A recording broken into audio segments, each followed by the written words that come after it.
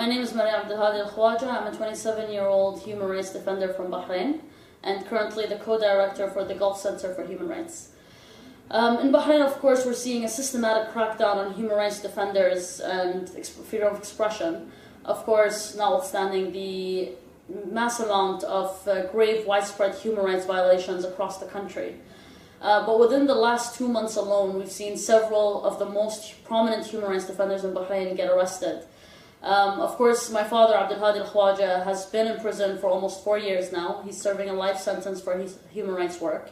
Nabil Rajab was recently arrested because he decided to practice his right to free expression by tweeting. And so the Bahraini government felt it best to put him in prison because in Bahrain, of course, anyone who practices their right to free expression usually ends up in a cell. Just yesterday, my sister, Zainab Alkhawaja, took a stand. She had a hearing in court. She stood in front of the judge, told him that she has a right to practice her rights to free expression.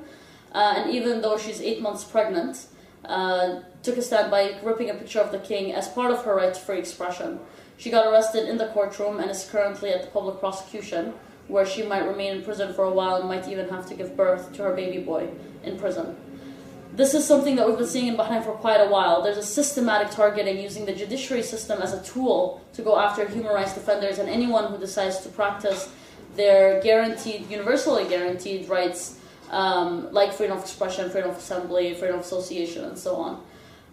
One of the most important things when it comes to Bahrain is garnering international pressure on the government by pressuring their closest allies, namely the United Kingdom and the United States. The reason I'm sitting here today in London, after having been in a prison cell in Bahrain myself merely a month ago, is because of the international pressure that was created by friends and colleagues around the world on the UK and US governments to pressure the Bahraini government to release me. It is crucial and of the utmost importance that people do the same for my colleagues who are still sitting in prison cells in Bahrain, like Naji Fatir, Abdulhadi Al-Khwaja, Nabil Rajab, Zainab Al-Khwaja, and so many others. Thank you.